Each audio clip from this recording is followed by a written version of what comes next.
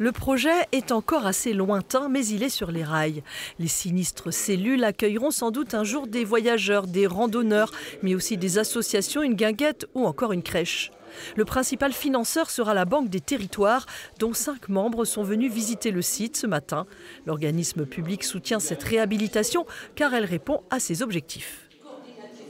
Dès lors qu'on revalorise, qu'on donne une nouvelle vie à un actif immobilier, nous, ça coche déjà une case très importante. On évite de construire des nouveaux équipements, on essaie plutôt de faire mieux avec ce qu'on a. Et ensuite, on vérifie que le projet il est viable économiquement. Parce que quand la Banque des Territoires investit, elle ne le fait pas à fond perdu. Elle doit en retirer une rentabilité. Personne n'ose avancer de chiffres pour l'instant, mais les travaux s'annoncent considérables. Dans les mois qui viennent, un diagnostic du bâtiment va être réalisé qui permettra d'évaluer le montant un peu plus précisément.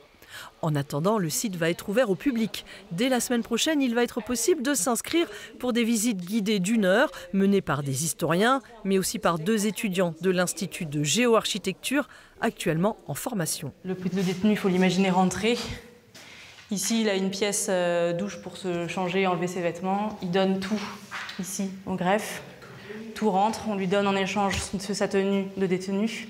D'abord, on va leur parler de l'histoire du lieu, de ce qui s'est passé dans la prison, des différents usages qu'elle a eus, de l'histoire un peu de chaque pièce, de petites anecdotes, mais aussi du projet, qu'est-ce que va devenir Pontagnou à l'avenir. Ça n'arrive pas tout le temps qu'on puisse faire des visites dans un bâtiment aussi précieux et avec autant d'histoire à Brest. Donc en tant que jeune urbaniste, c'est une occasion en or.